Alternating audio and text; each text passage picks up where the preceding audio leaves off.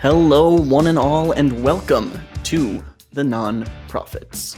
The Non-Profits is sponsored by the Atheist Community of Austin, a non-profit educational organization promoting positive atheism and the separation of religion and government.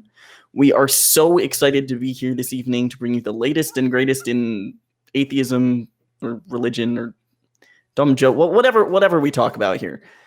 I'm Kurt. With me today is Phoenix, whose depth of knowledge seems to have a virtually no bounds, and of course the incomparable Jim Barrows. How are you two doing tonight? Sleep deprived and overcaffeinated. In other words, pretty normal. Sleep deprived. Typical Phoenix.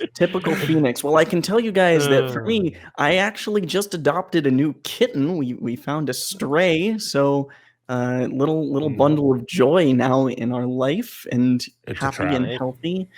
He's already taken a liking to me. He won't let me work. He crawls all over my keyboard. I can't do anything. But hey, that's an excuse. Whatever it is. Yep. You're paying attention to the thing that's not me. Let me get on top of that so that you have to pay attention to me. He tries very hard, and I do what I can.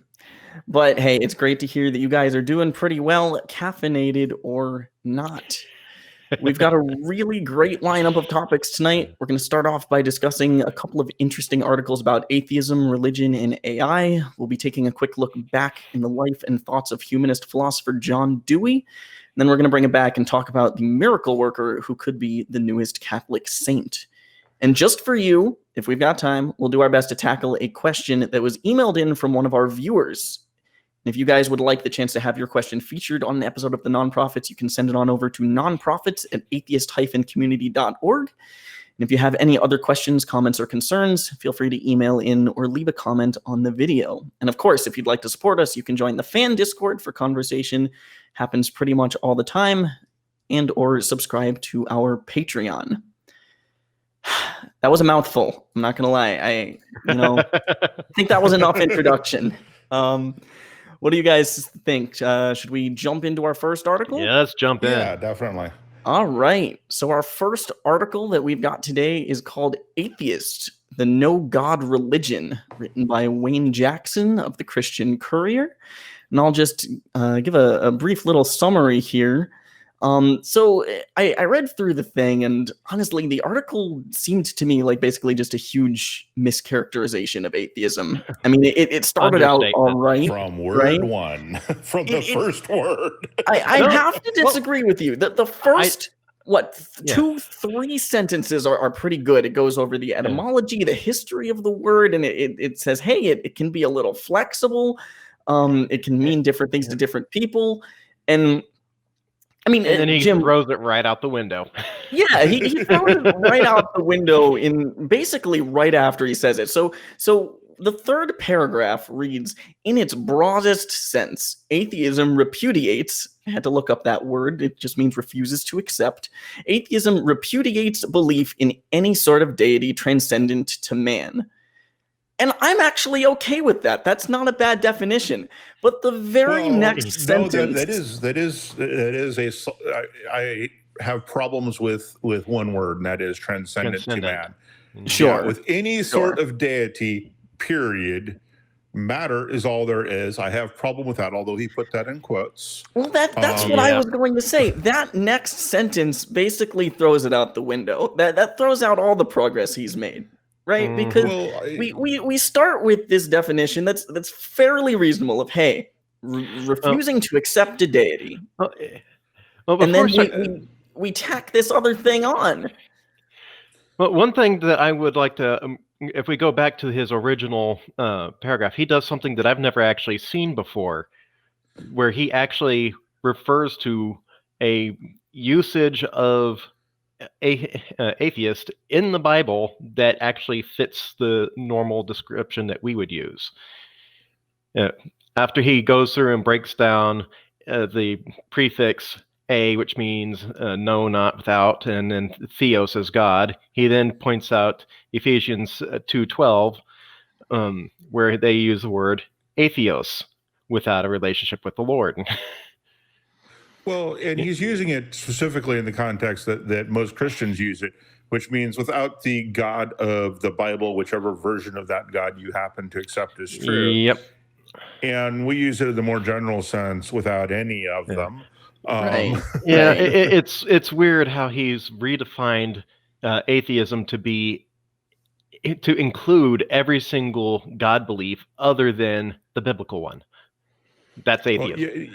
Well, that's not actually uncommon. If I remember correctly, there were Roman Christians originally, right? Were considered atheists because they didn't believe in the whole pantheon. They had this monotheistic religion, right?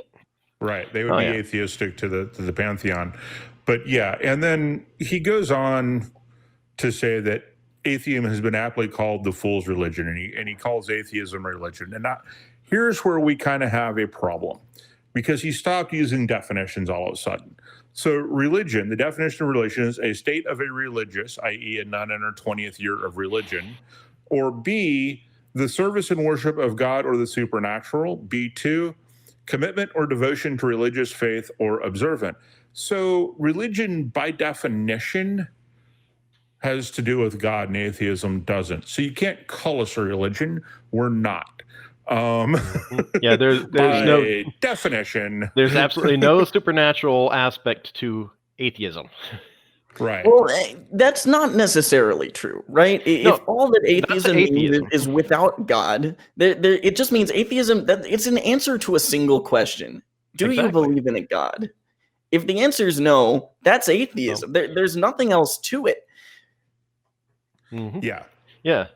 That's the simplest version of atheism that all atheists can agree on. Because there are some atheists who will go on to deny that a God exists rather than simply say, I don't accept as true the proposition that there is one or more gods.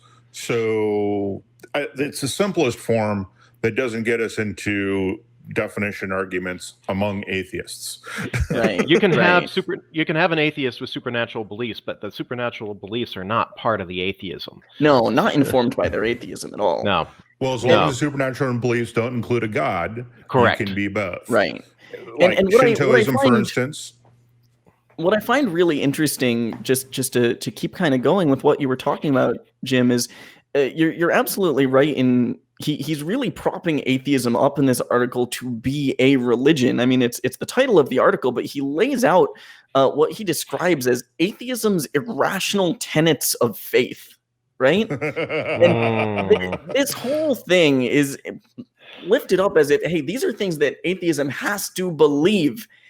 And then he tries to knock each one of them down, but they're so fallacious. The arguments that he presents are such straw men that it's just so poorly done. It really reminds me, I'm sure you guys have seen those videos, the 10 questions atheists can't answer videos on YouTube, right? Atheist has answered, and then you watch the video and you're sitting there like, I can answer every single one of those.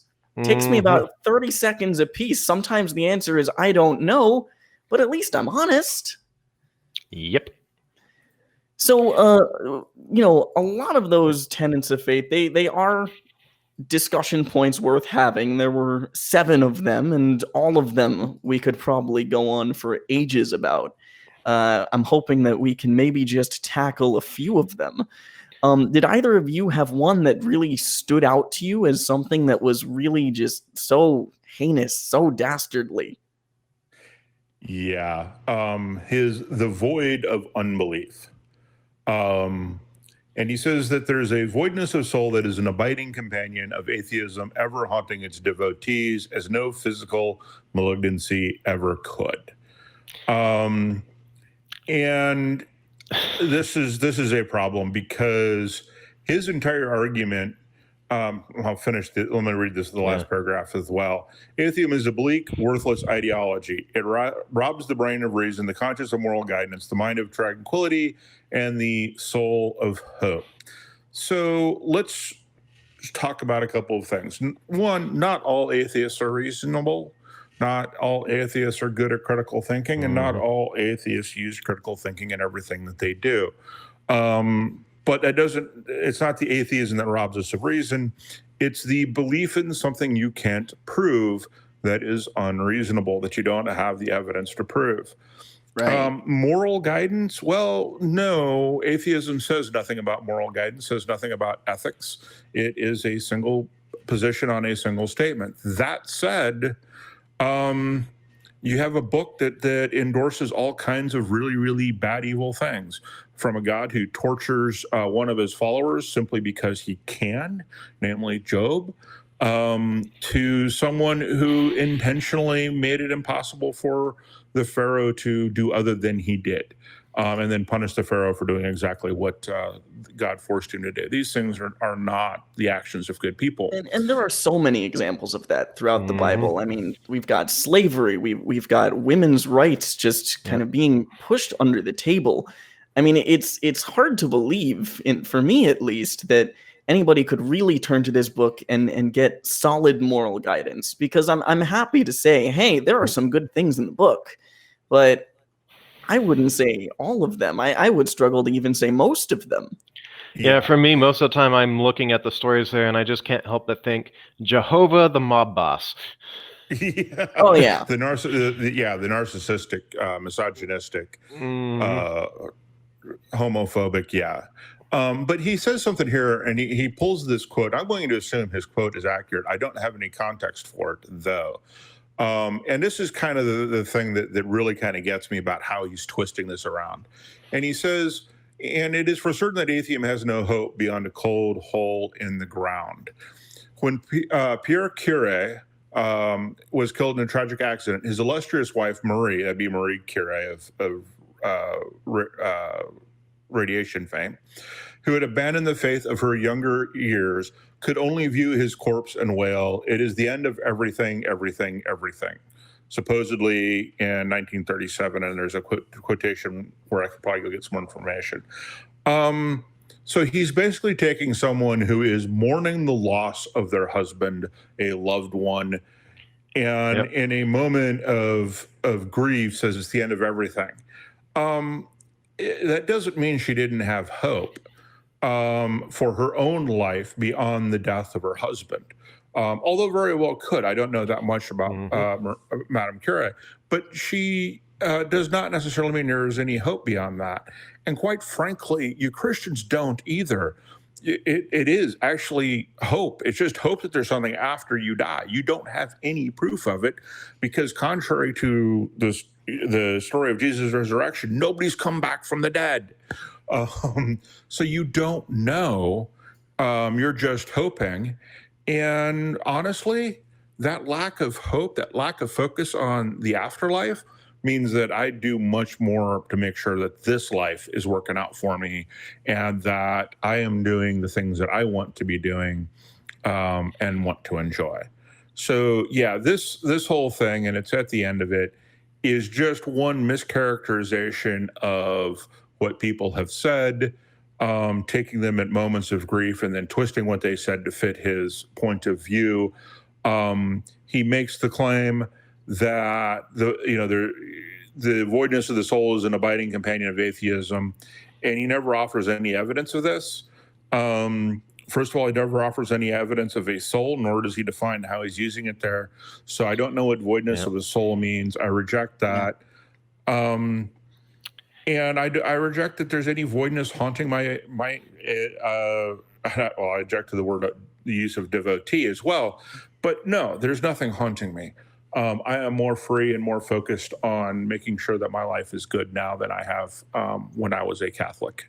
And I definitely think that there's something to be said, particularly with Madame Curie, as you mentioned, that there are times when people feel hopeless, regardless of their religious status, right? Oh, I mean, depression is a very real thing, and when you lose somebody who's close to you, somebody like your husband, in a sudden, unexpected, tragic accident, I mean, even if you cry out saying, "Oh, what was it? It is the end of everything, everything, everything." Even in that moment, humans are prone to hyperbolize. They're prone to exaggerate, and even if it's not an exaggeration, that's how she may have been feeling in that moment. That doesn't necessarily accurately describe their entire life. I mean, well, what do you think, Phoenix? Well, first off, what hope is you have you have something that you desire to have occur, and then you can imagine in your mind that there's an actual possibility of it coming to pass. That is what hope is. And when you're flooded with in a state of depression, you're focused only on what just occurred that caused the depression. You're not imagining the good thing possibly coming to pass anymore. It's just a matter of what you're being focused on at the time. As soon as you've calmed down, that hope can come back as soon as your mind's no longer flooded with the negative emotions. Absolutely. And then what about the hope crushing that happens when you pray for a loved one to get better from some disease and they still die? What about that crushing of hope that happens there? That's the tragedy. Yeah, that one is really, that's when you end up having that cognitive dissonance set in it. That's when it really hits home. That's the, when you count the hits and ignore the misses, right? If it's something that's good that happens, then, hey, this is God's work. This is something great. It's something miraculous. And if it's something that doesn't work, then it's God's will, whatever. Not much you can do about it. If it's their time, it's their time. And it's so strange to me, and it's something that I've never understood, how people could wrap their heads around that. Because unless prayer suddenly gets a staggeringly large success rate, I don't see how you can even think about that in any sort of sense. So clearly, I think we've knocked down one of those tenets of atheism, right? In terms of its religiosity, the void of disbelief or non-belief. I'm forgetting the exact wording. Not something that we all necessarily feel, certainly not all the time, and certainly not anything that is required to be an atheist. Certainly doesn't push atheism in the direction of religion. I did want to chat real quick about one of the other sections here, thou shalt not believe in causation.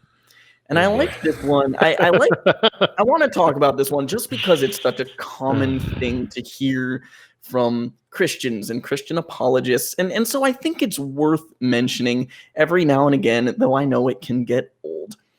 So in one thing here, in one quote from the article, we have it say, "In logic, there is a maxim which affirms that every effect must have an adequate cause. Since the universe exists, the question that challenges the thinking person is, what was the cause?" And so here we get the age-old question of, hey, how did the universe start? What kicked off this whole thing?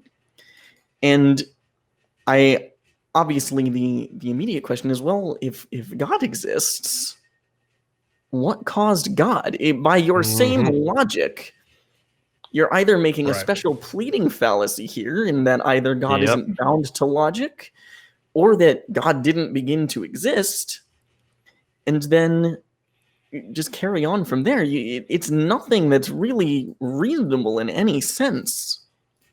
Right.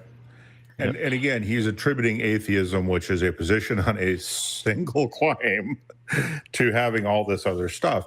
And the answer is, we don't know what happened before the Big Bang. The Big Bang is the best explanation, and we don't know is the answer. We do not assume that matter came from nothing. We don't know where it came from. We don't know what caused the Big Bang. We don't know. It's actually really ironic. Oh, please go ahead. Now, one of the things with physics here is that causation stems from Newtonian principles. And now that we're looking into the fields of quantum mechanics, we're dealing with quantum fluctuations, which we don't have a clue as to how that works. And it seems to violate the causation principles that we knew from Newtonians. So we have reached another point of we don't know how this works. But even then, we have Lawrence Krauss, if I'm not mistaken, stating that matter can come from nothing, but that's a scientific term, nothing, which is not the same nothing as the colloquial term that this gentleman's using. Yeah, there's still energy. Scientific... there's still energy to be converted into matter.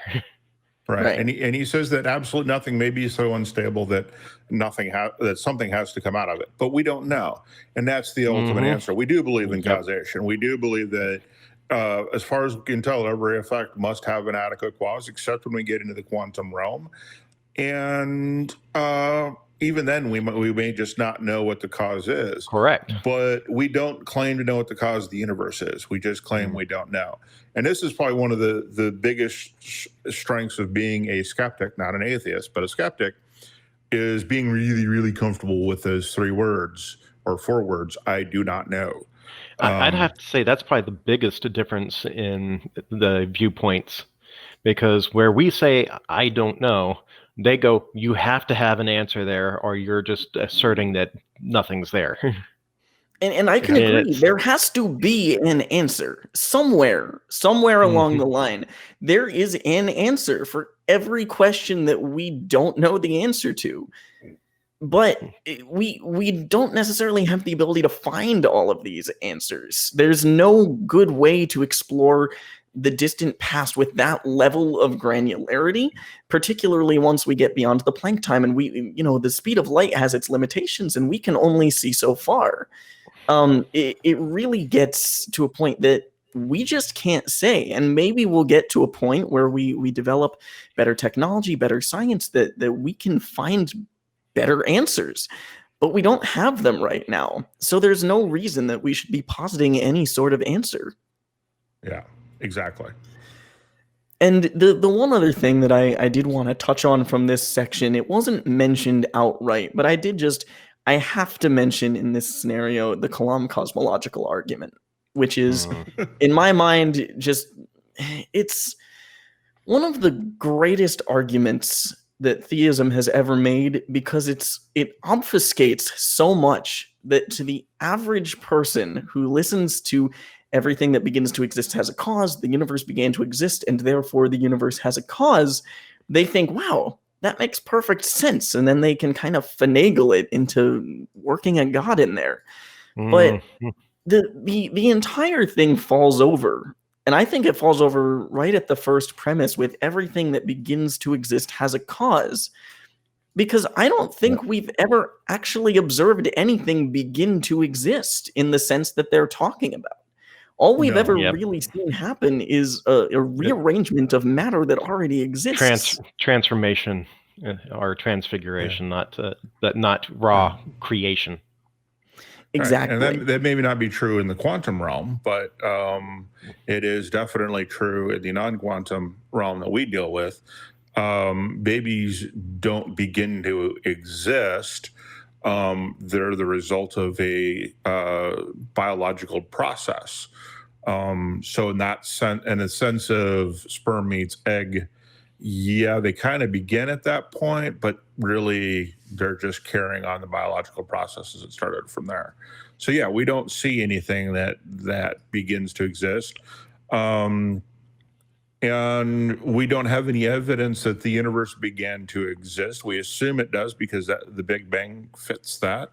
Well, the best that we can say is that our local presentation, what we have in front of us, seems to have some sort of beginning. But we don't know for certain, and we can't say what happened before it, if before was even a relevant concept, whether that was some sort of multiverse or some sort of expansion and contraction theory or whatever it might be. Right. It's just so... This ends up being such a weak argument that I think catches so many people. Which is why, even though it's been done time and time again by people who are much smarter than I am, I always like to take the time to just go back and revisit it just for a couple of minutes one more time. Because anyone who sees this who doesn't necessarily know, hey, this is actually a lot simpler to refute than you might think. It's a few language tricks. It's just a little bit of obfuscation here. I like to kind of get that message out there. But the truth is, this article in general is a gold mine. I mean, I think, Phoenix, you were saying before we started here, this article, you can basically make a comment about every single line that you read in this article, because it's that dense with stuff, with material that we could talk about we could do an entire show on this article. But we definitely want to get in a few other topics, and maybe we can revisit this article on another day, another show. Definitely for anybody who might be interested in checking out what the other tenets of atheism are, the link to the article will be in the YouTube description down below. Yeah, those so-called tenets. So-called tenets. Certainly not what I think of as tenets, certainly not what I think of as a religion. And certainly not ones that we adhere to. But moving right along, our second article that we have is actually really, really interesting, and it kind of completely different topic entirely. Jim, would you mind filling us in? Yeah. So, this is an article on can artificial intelligence predict religious violence, and it basically goes through and looks at how we can use AI to predict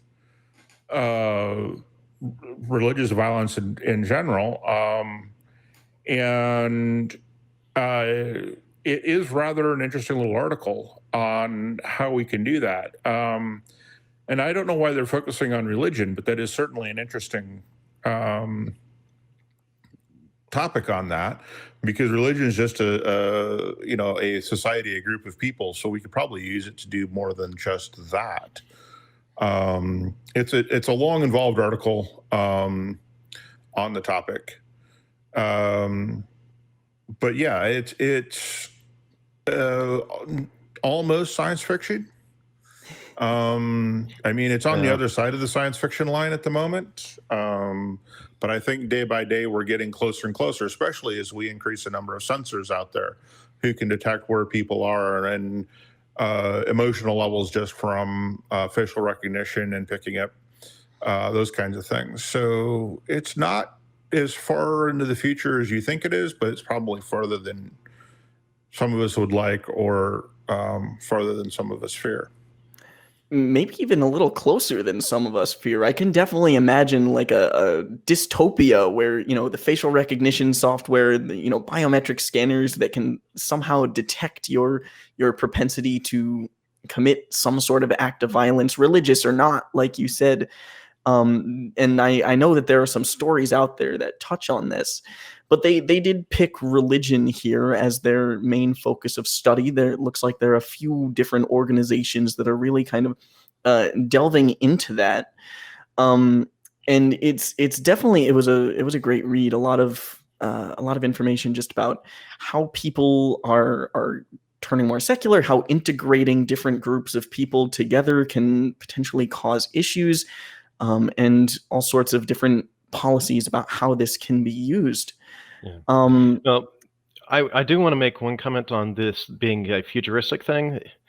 This article specifies that the original model was completed back in 2015, and that they're doing subsequent models in more specified areas since then. So this is a current ongoing thing that's actually becoming more and more well established. Yeah, and I didn't mean to. I guess I did kind of leave it at that they haven't done anything with it, and yeah, they're actually doing real things with it. How accurate it is still probably what they're trying to figure out, and how to make it more accurate. Mm-hmm. But a lot of what they're looking at is different factors that come into play in terms of religiosity and that propensity for violence. And I know that one of the things that they found was a big portion of that was education, right? An increase in education tends to lead to, at least in science and humanities, tends to lead to an increase in secularization, a decrease in religiosity. And I mean, Phoenix, did you pick up on anything and find anything about how education might play into this, and how maybe that religious violence could play into it? Well, for the religion, they're really focusing on how the localization of education can cause problems. And what's really going on there, a localization of the curriculum is normally touted as a positive thing. It is the process of defining parts or components of the curriculum at a community or a local school level, normally with involvement of local staff, stakeholders, institutions, to address issues that are locally relevant and allow for a more meaningful learning experience. However, there are risks that have to be mitigated when doing that, because you run the risk of compromising the quality of the curriculum. You risk factionalism if it becomes too localized, and you start to not pursue the national goals and priorities that were established if it's too localized. Right. Gotcha. And the other problem that they talk about here is that these are models, Mm-hmm. and those are always somewhat problematic. In fact, he talks about this. So he says, when you build a model, you can accidentally produce recommendations that you weren't intending. And one of the models that Wildman built to model extremist groups that thrive while others disintegrate showed that extremist groups that survive tend to have a highly charismatic leader who personally practices what they preach. And he said, the problem with that is it immediately implies an assassination criterion. It says we should go out and kill this person if we want this extremist group to disintegrate. We could do that. And the problem is that just because you have an extremist group doesn't mean they're necessarily going to turn to violence. For instance, an extremist group of Jainists would become less violent by definition. And, you could say the same thing of certain Buddhist sects, and you could say the same thing of certain Christian sects. The Quakers, for instance, an extremist group of Quakers would be far less violent than the others. And so this is somewhat problematic, and with the model. And that assumes that the model catches everything. It's not. It's not a prediction. It's not a forecast. Never mind the effect of creating a martyr out of that leader. Well, I'm sure the model may have figured that one out. But even if that person becomes a martyr, I would imagine that without someone stepping up to take their place, you're going to have a problem. But these are models, they're tools, they're ways to inform us. Or like, you go to the doctor and the doctor gives you his opinion as to what's wrong with you, and you go with it because the doctor is statistically probably correct. But we know doctors make mistakes all the time, and the doctors are operating off of models of disease as well. So yeah, let's be aware of the power of the model. But let's also be aware that models aren't forecasts or not predictions. And I mean, that really ties into a lot of the ethical parts of this, right? Where, if we have any sort of confidence, any sort of vibrato in us that we can predict where these religious acts of violence or really any, sort of terrorist type acts can occur, and if we feel like we can predict those, what sort of decisions are we going to make that could affect those types of people, that could affect the leaders? Like you mentioned, could that open them up to assassination attempts, even by independent people, by the government, not necessarily by that group's specific enemies or opposition? It really opens up a big ethical dilemma there on how far is too far with the modeling. And I guess I'd be curious about your thoughts. Yeah. So it's the ethical question, right? Of, okay, this model shows this. And let's assume for a moment, just for the sake of argument, this model is absolutely 100% correct. Why not create a model that says, how do we prevent extremist groups from forming in the first place? right? Because by the time you get to this, we'll call it the assassination model, you've already done screwed up, right? Violence is the last refuge of the incompetent. And we're not always competent. So sometimes you're going to resort to violence because you don't have a choice, right? Somebody waves a gun in your face. You didn't have a choice. You were too incompetent to, or maybe just life happens. But as a general rule of thumb, violence is that last refuge of the incompetent. It should not be the first thing that we do. So my question is, okay, that's an interesting model. Let's go look at the models and say, how do we prevent extremist groups from forming where violence is an option?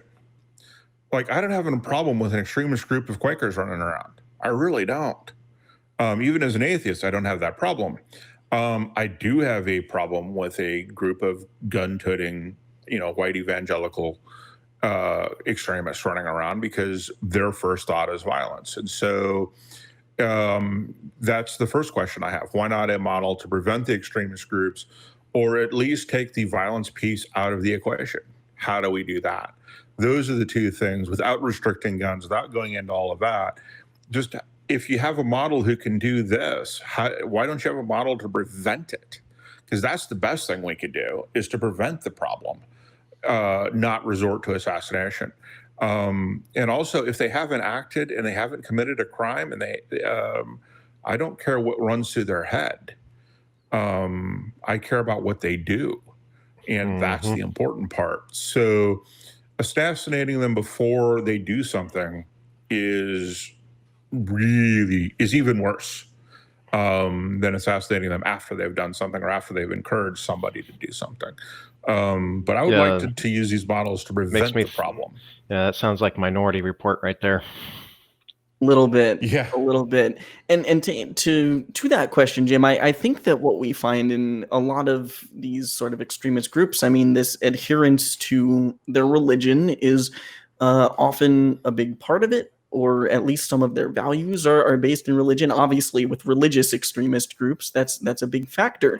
And I think that a big part of maybe preventing that could be by increasing just the secularization in general. I mean, different countries are obviously going to have different levels of where they're at, but you're going to have a lot less religious violence in countries that have less religion. Well, that takes care of the religious side of it, but that doesn't take care of, say, ethnic violence, which is often, secular in nature. And so that becomes, that's still an extremist group right there, based on, they're from this country, therefore they have to, or, they have this color skin, therefore those types of extremists as well. Which is why I'm somewhat, the focus on religion is kind of a red herring to me. Let's focus on extremist groups in general, and make sure they're not trending towards violence, and prevent them from trending towards violence by taking that away as an option if possible. Now, what this particular model, though, we've been focusing a lot on extremist groups, but extremist groups are not what this model seems to be actually geared towards. It's talking about overall populations where you have just a minor disparity between the majority and the minority. So closer to 50-50 for the population difference between the two.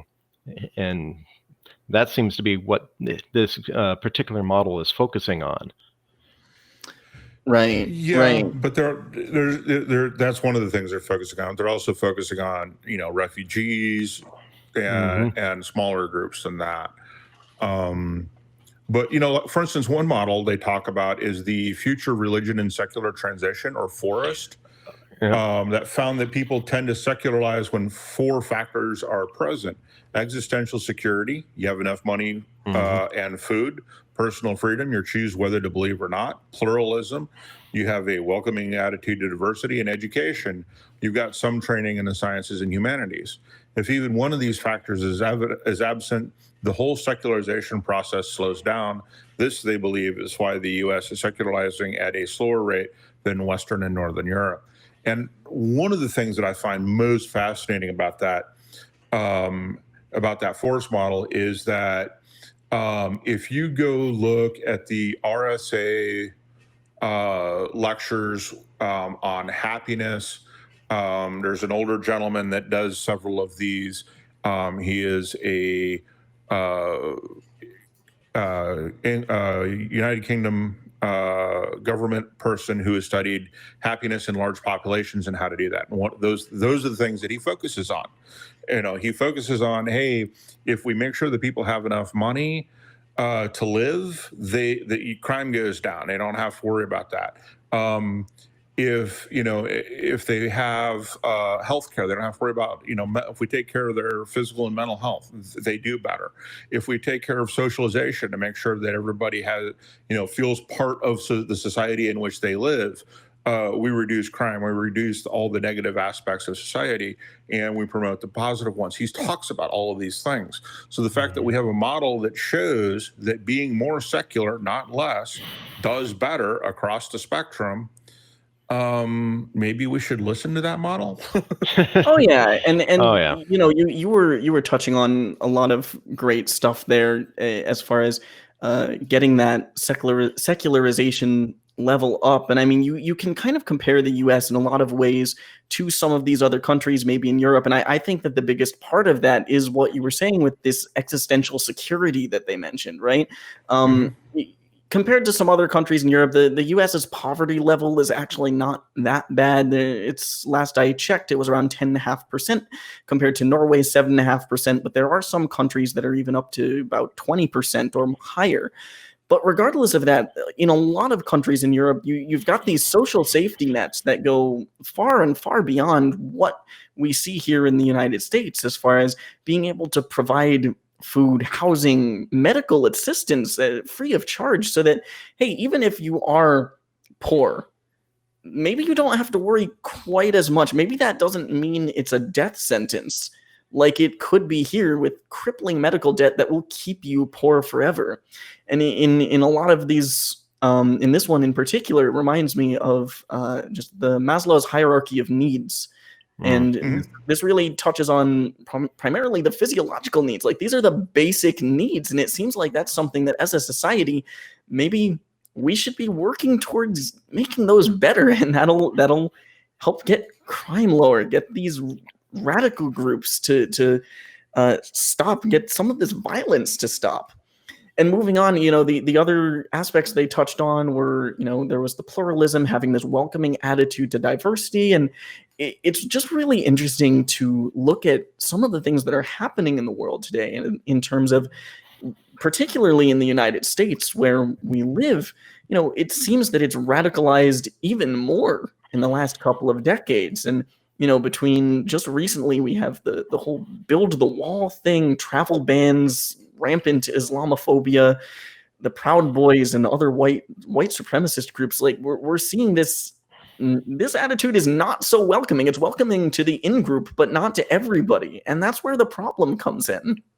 Yeah, exactly. You need to have that welcoming attitude. I think, and some of this right now, I think, is generational. I don't see a lot of young teens in the Proud Boys. I see the 30s and over crowd mostly, or what I interpret to be a 30s and over crowd.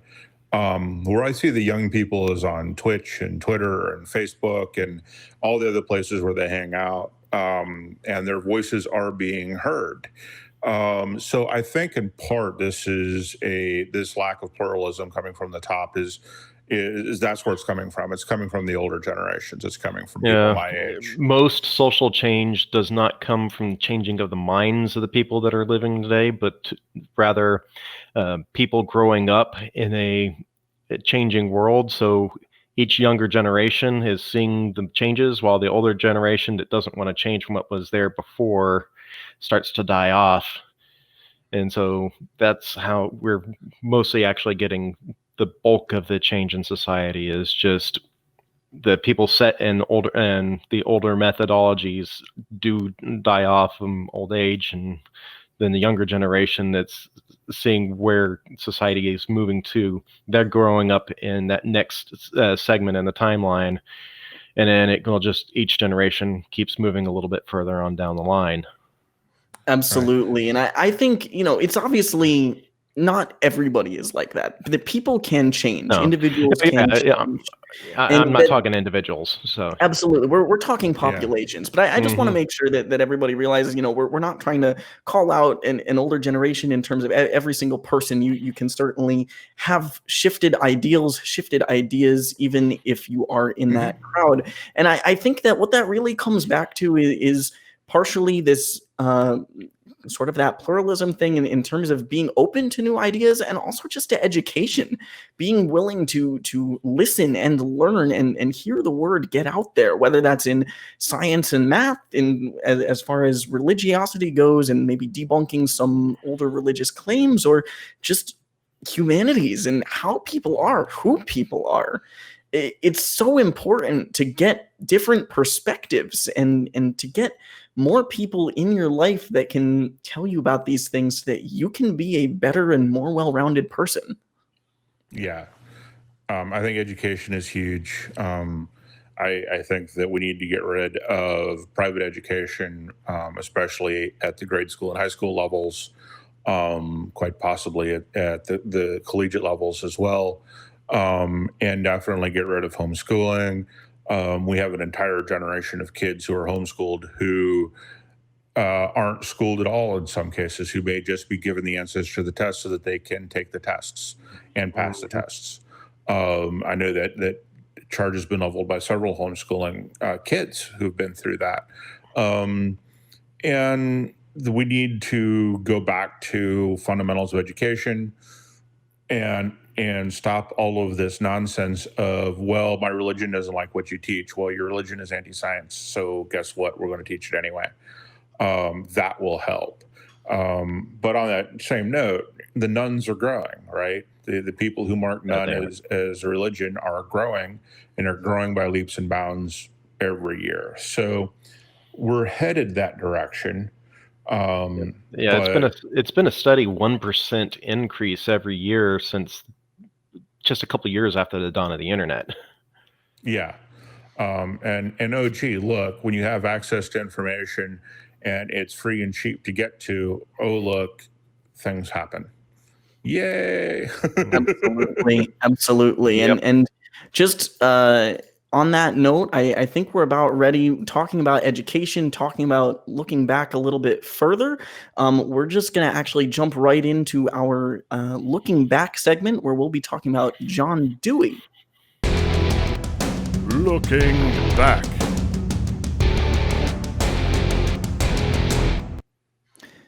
So, Phoenix, could you go ahead and just tell us a bit about John Dewey, who he was and what he stood for? Well, John Dewey was an American philosopher and educator born in Burlington, Vermont. He developed the pragmatist school, and his philosophical naturalism. He understood human thought as a practical problem, solving which proceeds by testing rival hypotheses against experience in order to achieve the warranted assertability. He maintained that nothing is ever finally and absolutely true. He was one of his writings. He listed out to modern philosophy certainly exacts a surrender of all supernaturalism and fixed dogma and rigid institutionalism. Yeah. I mean, he sounds like a skeptic. Sounds like he had a lot of pretty interesting thoughts here on a number of different topics. And I know that he was a humanist. He started schools, right? Yeah, educational reformer, social reform, sought laws protecting civil rights for minorities, for the rights of workers to organize. He even defended the rights of theologians to express unorthodox beliefs. He was all out for equality. Sounds like quite a guy. I wouldn't be against grabbing a drink with him if he were still around. But yeah, I mean, John Dewey really, maybe not the father of a lot of the ideas that we love and hold today, but certainly influential in his day. You mentioned that some philosophical naturalism and pragmatism were part of what he believed in, and I think that philosophical naturalism is basically the foundations of science. Like that's kind of how it all sort of works. Jim, could you tell us maybe a little bit more about that? Yeah. So yeah, you're basically correct. It relates to the scientific method by affirming that all beings and events in the universe are natural, that we can in fact know them, that in principle we can know everything there is to know about the universe. May not be practically true or literally true, but in principle we can. Given enough time and enough research, we can do that. And it is, strictly speaking, it doesn't really care if you're an atheist, a theist. As long as you accept as true that everything in the universe is natural and in principle we can know it, you're completely agnostic to that, to anything else. So you can have philosophical naturalists who are, diehard God believers, who are Buddhists, who believe in fairies. They just have to accept that fairies are part of the natural world, and we can know what they are if they actually exist. So tell me, what's the difference between philosophical naturalism and methodological naturalism? Where does the line get drawn? Because I apologize, I misspoke. I think methodological naturalism is really kind of where the foundations of science are, but it's almost like a little bit of a subsection there. Hold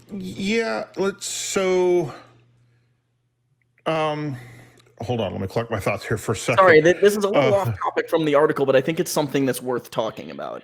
Well, if I can buy some time for Jim to collect his thoughts for methodological naturalism, say you have all of physical reality. See if I can get my camera centered here. There we go. You have all of physical reality. We see things in nature. What we see is a smaller subset of nature. We exist there. And so every single time we've observed an anomaly, we're observing it in nature.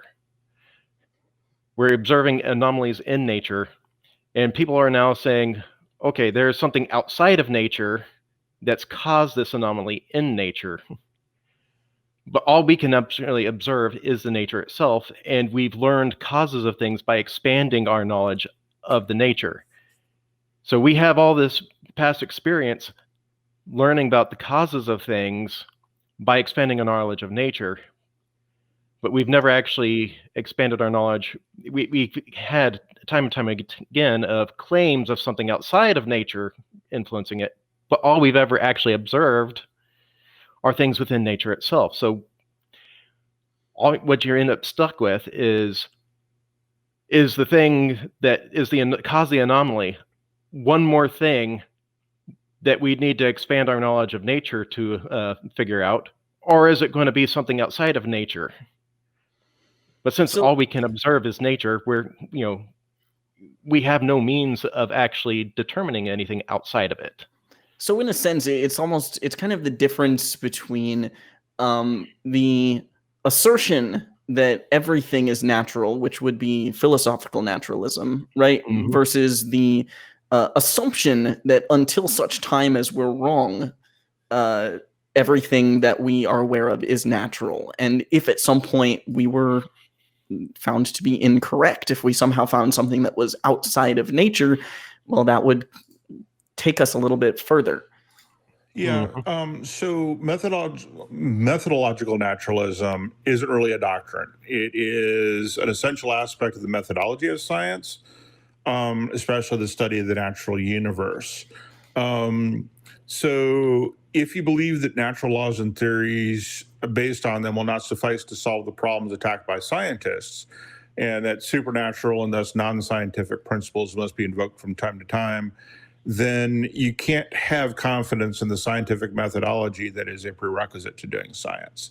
So that's kind of the difference, is that naturalism is a philosophy that could encompass theism and the supernatural, not necessarily the supernatural in the way we use it, but those things are all part of the universe and can be understood. Methodological naturalism is really just the process by which you go about examining the universe itself. And so, for instance, let's say you have Isaac Newton, who comes up and figures out that the orbit of Mars is elliptical and moves around the sun because of the gravitation of the sun, and that then the Jupiter's gravity helps make it a little bit odd. And that's okay. That fits within philosophical naturalism, and you use methodological naturalism to prove his point. However, if you have someone who's a geocentrist who says that Earth is the center of the universe and that the paths of the planets are guided by angels, then you're still saying you can still be a philosophical naturalist if you believe those things are all part of the universe, even though they would have what we would normally call a supernatural. But in this case, there's something that we can't use methodological naturalism to explore. And that's kind of the sense I'm using supernatural here, because I do not have a better word. So It really is the concept of everything is nature and we can understand it, versus how do we actually go about doing that.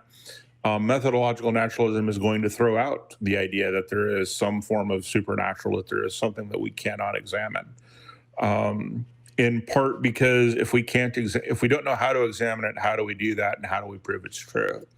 So if you wanted to prove that angels guided the paths of the planets, how would you go about proving that? You'd have to prove that angels exist. Then you'd have to prove and show how they did that. And then you're back into methodological naturalism rather than going, well, God did it. And I know that this wasn't super on topic for the article. As far as we know, John Dewey was a philosophical naturalist of some stripe and didn't have a background in methodological naturalism. But I did think it was an important distinction that we should take a look at, just because in general, a lot of the time, atheists, evolutionists, whatever you want to call us, we get accused of being naturalists. And I think it's important to make sure that if you want to say, yeah, I'm a naturalist, or even if you want to push back on the idea of being a naturalist, whichever position you want to take, you want to make sure that you're properly defining which one you are, because it does make a difference, a really big difference in terms of what you may believe, how you may look at the world, and what your processes might be. Right. Yeah. Before we had the methodological naturalism in place, you go far enough back in time, supernatural explanations were pretty much rampant. That was the go-to explanation for many other things that were going on. Part of one of the statements in the article here is that demons were once appealed to in order to explain bodily disease, and no such thing as a strictly natural death was supposed to happen. Now, back then, diseases were thought to be curses brought on by the gods or demonic entities or some kind of spellcaster. Either you did something that warranted punishment, or you did something to piss off the one with the power to curse you. And epilepsy was viewed as a form of demonic possession, as were many mental illnesses. And then to further demonstrate that, we have the phrase "bless you" these days, which originally was "God bless you." And it originates, with many variances of demonic possession, causing the sneeze, or the sneeze providing an opening for demonic possession. It may actually have to do with the association of sneezing and illness. You sneeze and then you get sick later. But you getting sick later would be the successful possession of the demonic forces. These are the kinds of thought processes that we used to have, and now we have germ theory to work off of. And it's pretty incredible to me, at least, that as we've gained this knowledge, as we've come to understand more about the brain, as we've come to understand more about what we've got going on in our heads and with diseases and all of this, the things that we attribute to the supernatural are getting smaller and smaller and smaller. There are less and less of them, and less supernatural claims as time goes on, which is obviously a reason why we're seeing less supernatural claims now than we used to. And the ones that we are seeing now, I have the feeling that, whether it takes another 5 years or another 50 years, we're going to have a whole bunch more of those thrown out, because we'll have figured out what something might mean by then.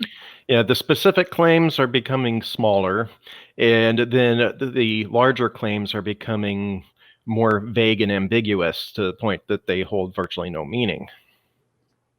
Absolutely. Absolutely. And it's the God of the gaps, right? As our knowledge grows, the gaps that God, or really supernatural of the gaps, I guess, those supernatural things that we had as stopgaps there keep shrinking and shrinking and shrinking. And so one of the things that John Dewey said is, actually, there is nothing left worth preserving in the notions of unseen powers controlling human destiny, to which obedience and worship are due. This is one of his most famous quotes. And I think that really applies perfectly. I mean, as we come to know more, there's really, honestly, nothing left to keep these beliefs alive, except for maybe a healthy dose of indoctrination and fallacious reasoning. It's a little crazy. Yeah, I think that goes back to, I believe it's Laplace and Napoleon, when Napoleon asked about his equations where God entered into them, and he said, "I had no need of it." Right. So, that's where we're at today. Almost everything we have, every explanation we have, we don't need to insert God to get there. Yeah, and actually, it's really interesting that you say that, because our last article of the day, titled "The First Millennial Saint," right? This is pretty much a clear-cut instance of not just God, but just some sort of supernatural thing that people tend to believe, right? So the situation here, the first millennial saint, Italian teenager known as the patron saint of the internet, is a step away from Catholic honor, right? That's the title of the article. And Carlo Acutis, if I'm reading that right, was a teen. He passed away in 2006. He was 15 years old. He passed away from leukemia. And before he passed away, he had been studying things like computer science, graphic design, and things like that. He made a website cataloging a whole bunch of miracles, and a lot of people labeled him the quote-unquote influencer of God. Now, apparently, sometime after his death, and I don't know why, some people began praying to him. I couldn't explain that one. And evidently, ever since that happened, his mother has been contacted with stories, and I quote, "People from all over the world had told her about medical miracles, including cures for infertility and cancer, that happened after they prayed to her son. In February, Pope Francis attributed the unexplained healing of a boy with a malformed pancreas to Carlo after the child came in contact with one of his shirts." One of his shirts? Yeah, it's interesting. Come on. Because I went and tried looking into this further, and the article I found that actually went into more detail with it didn't say a shirt; it was a photo instead. So I'm not sure. Either way, it's supposed to be a relic. Confusing details around a miracle. Oh yeah. Who'd have thunk? Yeah, I'm shocked. Now, so one of the interesting things here is that I looked up what is required for the Vatican to identify something as a miracle. And that's ambiguous as well, because depending on what resource I'm looking at, I'm getting slightly varied answers on that. But there is apparently a miracle commission that will be sift through all the details. And the medical miracles need to be spontaneous, instantaneous, and complete healings. And the doctors had to say, we don't have a natural explanation of what happened. And in recent years, the requirement is a 2/3 of 6 to 7 physicians actually saying that that it was healed and they don't have a clue. That seems a little tenuous, don't you think? Mm-hmm. And I mean, considering, yeah, but the catch, that one of the other catches here is that it needs to be in response for it to be for beatification, for the person to become a saint. The person that was prayed for to be healed, you're supposed to not have any prior praying for healing from anybody else other than the supposed saint to be. This just gets shakier and shakier because even if we accepted that the praying worked, how are you going to prove that they didn't pray to anybody else? Well, and how much? I don't know. Yeah, and here's just that's where the story falls apart right there, because apparently the mother had been praying to God the kid's entire life. The kid's 4 years old at the time this occurred, and then did a what is it called, confused on the term here. Where is that again? It's a novena. I may be mispronounced. Yep, novena. It's novena. Yeah. It's an ancient tradition of devotional prayer, consisting of private or public prayers repeated for 9 successive days or weeks. So she started doing this after being told about the local priest requesting a relic to be coming down, and that he was going to hold a special prayer session specifically for the kid. And so she starts doing this. And so that's basically nothing more than, we don't know, therefore God. 2/3 of the doctors don't know, therefore God. I mean, it's really funny though, because it sounds like even by their own definition of a miracle, or at least a definition of a miracle being attributed to this one person, it sounds like this doesn't even fit. Right. Well, I mean, there was prior prayer, it sounds like, but before they ever had this occur.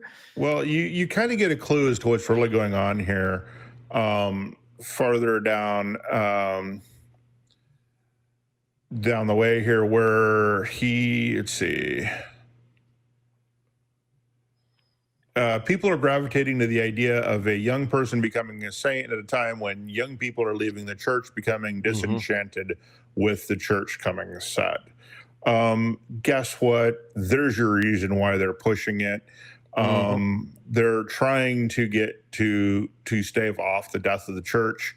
Young people are leaving in droves, and rather than fix the problems in the church, such as pederasty, kids can become saints too. And this let's do this. And this kid here, Carlo, he was known for creating a website that cataloged miracles.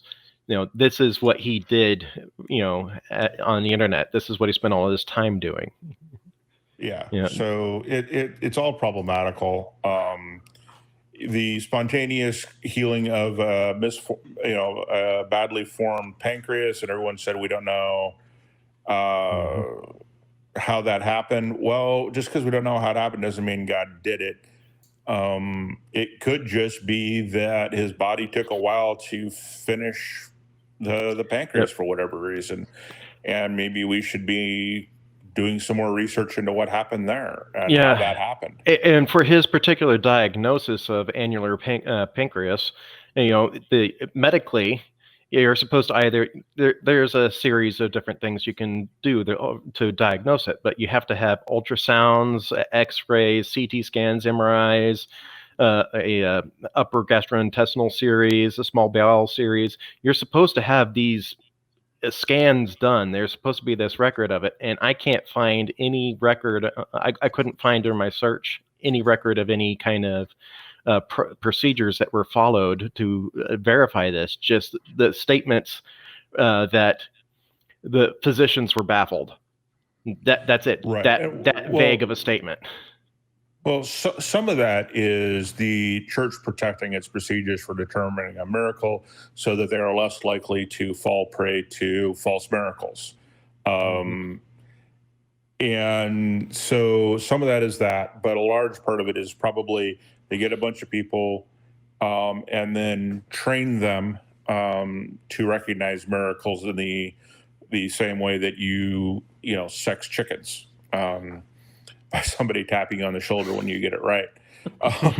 And there really isn't any scientific explanation other than that. So yeah, the whole process is problematic. It assumes from the start that there is a God, that God intervenes. I'm far more interested in why this kid. Because you have a kid, he's on the internet, he's apparently semi-famous. But why this kid and not some other Catholic believer who has more prominence on the internet, or any other child for that matter? They dug him up and put his body on display. Yeah, yeah. I read about that. It's a Catholic thing. I don't want to explain it. It's crazy, and I mean, I don't know. It just sounds very.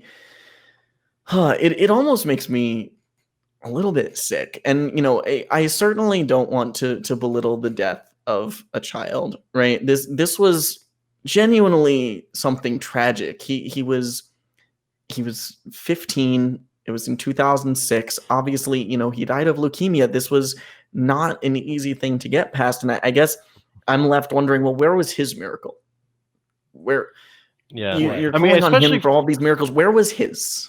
And who would be more deserving? I mean, if you look at this kid went to church daily. His daily routine. He went out of his way to help the poor, disabled, refugees. He took meals and sleeping bags to homeless people. He went out of his way every single day to help people.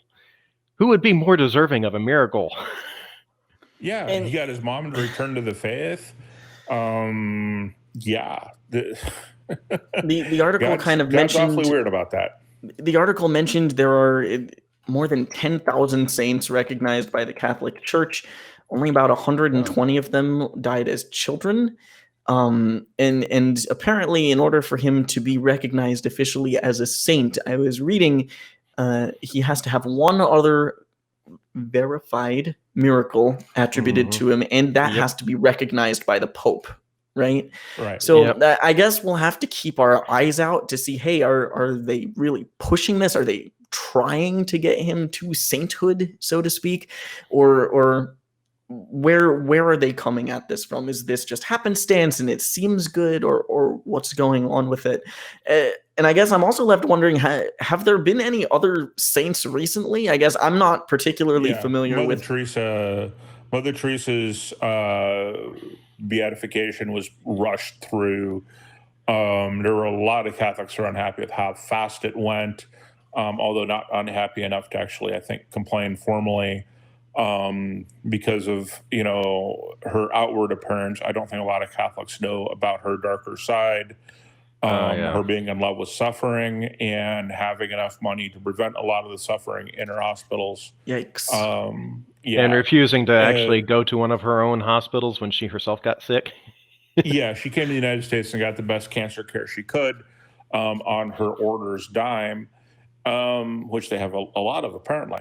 But yeah, so they rushed that through. They found some miracles and went, ominous dominus, you're a saint.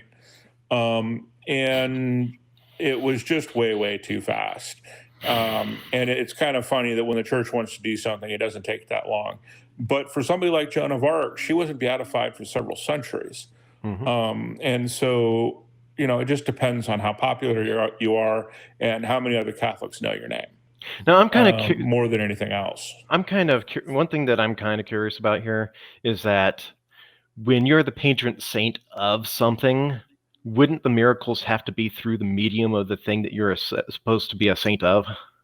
Right. Well, wouldn't this miracle be from God anyway? It's not like this It's very confusing. No, he's supposed to be the patron saint of the internet, so shouldn't the miracle have to be transmitted through the internet?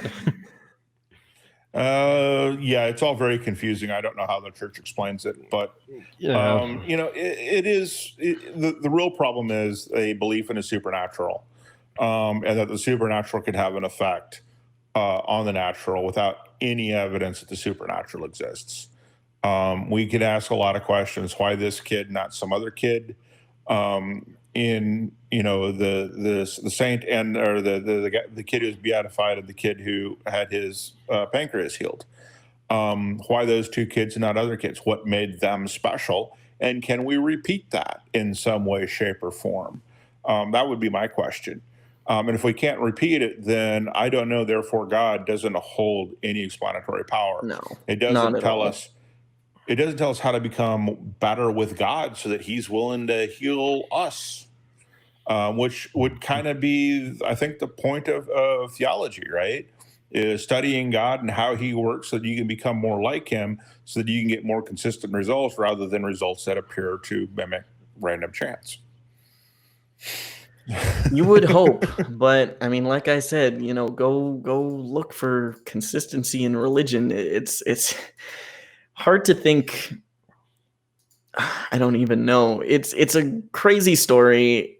It's not even all that interesting unless we can see consistency, like you said. If whether it was a picture or a shirt, right?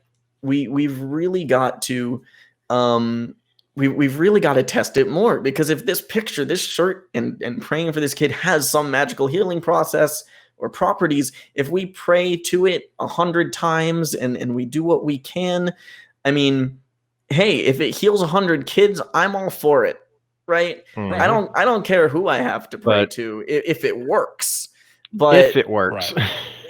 I don't think we've seen that, because if we were going to see that, I feel like we would have already seen it. We would have seen it time and time again, and it wouldn't just be now. Obviously, this is the information age, and we have more information, but so we should have so many instances. Failing to understand. Maybe it's just theologists failing to do their job, right? It's the job of the priest or the theologist to figure out how to best propitiate, God, so that we can basically turn him into a giant vending machine.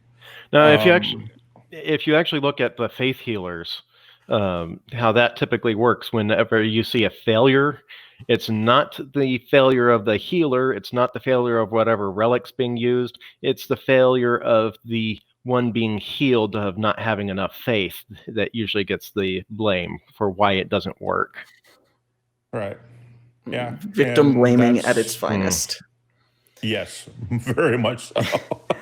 But on that note, we do still have a few minutes left, and I think we do have time to tackle our email, and it does actually tie in a little bit, because we were talking a little bit about Carlo and how he may be potentially getting propped up a little bit to try to keep kids in the faith, right? And just kind of using it as a young person as an example of, hey, you should stay clear. Maybe you could be a saint too. Who knows? And this email kind of touches on the flip side of that, of parenting to kids that, or as an atheist. And I'm not a parent myself. Viewer mail. All right. So our email today reads, when atheist parents teach their children how to think instead of what to think, when does the topic of skepticism come up? Do they teach their kids to question how we know what they're being taught when the subjects are math, science, geography, and history? Or is it only when such topics as UFOs, ghosts, Bigfoot, and gods are being discussed? If the latter, won't the kiddies' pattern-matching brains come to believe that gods aren't real solely because skepticism is brought up only when discussing other things that aren't real? No, you shouldn't be teaching your kids to apply skepticism to everything properly. And just because it's in a grade school science textbook doesn't necessarily mean it's true, because grade schools sometimes don't buy new books every year, and new information comes out that contradicts old information, and that needs to be kept up. And sometimes authors just get it wrong. So, no, you should do it all the time. It's all about the process of coming to the knowledge that's being taught. It's rather than the information itself that needs to be evaluated. Right. And I mean, that's really one of the strengths of science in general, right? Of having this skepticism, this knowledge, is that positions can grow and change as the information does. And that's sometimes even propped up as a weakness for some reason by some of these religions as, oh, we have this book, it hasn't changed in years, but science changes all the time. But I feel like that's perfectly reasonable. And anything that a kid could question, whether it's in math, science, geography, we want to have good answers for those. And we want them to be able to discover those answers for themselves. And I'm not a parent, but I remember, I wasn't a kid that long ago. I remember that joy of discovery, right? And how figuring out how something works or why something works, or even just that something works, it's such a fun thing to do. And I think bringing that joy to kids would be so helpful, and it would really engage them in their learning more rather than only bringing up questioning in those specific instances. Yeah. Neil deGrasse Tyson says it best when he talks about how kids are natural scientists, that when they're banging on the pots and pans, they're conducting experiments on what makes sounds and how to make them. And it may be annoying, because banging on pots and pans is not the most musical and thing to the ear, but that's still what they do. They experiment, they figure it out, they play with it, they turn it around, and see what they can do with it. So, and what's a child's favorite question? Why? What is why? Yep. Why? Maybe how? Maybe how?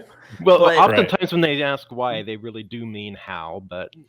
Yeah. Either or, they're interchangeable in a lot of ways. You can rephrase most of them to be one or the other. And I bringing up Neil deGrasse Tyson, I love the story that I don't know if you guys have heard, but of his daughter and the Tooth Fairy, and how she ended up setting traps, and there was all of this crazy stuff involved. And it was a really heartwarming story. I would definitely urge parents to check that out, because that could be a really fun way to engage your kids when they're losing their first teeth. But I'm also not a parent, so I'm not necessarily qualified to give that advice. Yeah, I'm not a parent either, but skepticism should be part of their daily regimen of learning. Well, can you show me how that actually works? Did you do any research on let their natural curiosity drive fact-checking the science books? And one other thing that I would mention here is that this is also why education is so important, right? I mean, having a religious preach it, brother. Having a religious education that discourages questioning is not going to get you anywhere. It's not going to inspire that curiosity. It's going to lead them down one path. And you want a consistent experience for these kids. You want kids to be given that chance to learn, to discover, to do more. And you've got to give that to everybody, because no child should be deprived of that opportunity. And part of the learning process, I think, should be added in is, we teach science. We love to teach science. We like to show what we've learned from science. But I think equally important is showing how we have failed in science previously, and then what we learned from that, how we've changed our processes from the failures we've had in the past. I think that is every bit as much as important as the facts we've learned about nature. Mm-hmm. Absolutely. And that just ties into science being flexible and understanding that what we know isn't a capital T truth, right? That's a lowercase t truth. It's the best that we have with the information that we have right now, and that is subject to change if we get better information.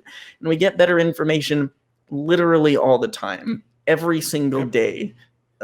Just as technology advances, we get more ability to get more information, and it's growing at an incredible rate. Yeah. With that, it looks like we are pretty much coming up on time.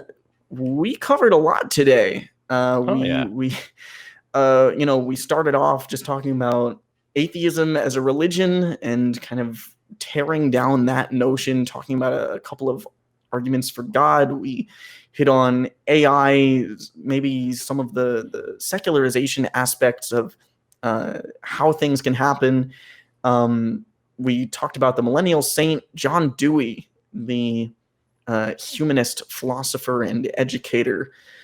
I honestly, if I had to take one thing away from today, I would really have to say it just comes back to education. You know, we have to do a great job of educating our kids. And I feel like I've said that every 5 minutes for the last hour and a half, but it's been involved with every single story we've had. Yep. Theme of the day. Well, I'm glad that you guys were here with me to discuss it. It was great to have you both. It was great to be here. And thank you, everybody, for watching. Once again, if you would like to support, you can find us on Patreon. There is a fan Discord. You can email any questions, comments, concerns in to nonprofits at atheist-community.org. And maybe next time you will have your email featured in that last segment. Thank you, everybody, and good night.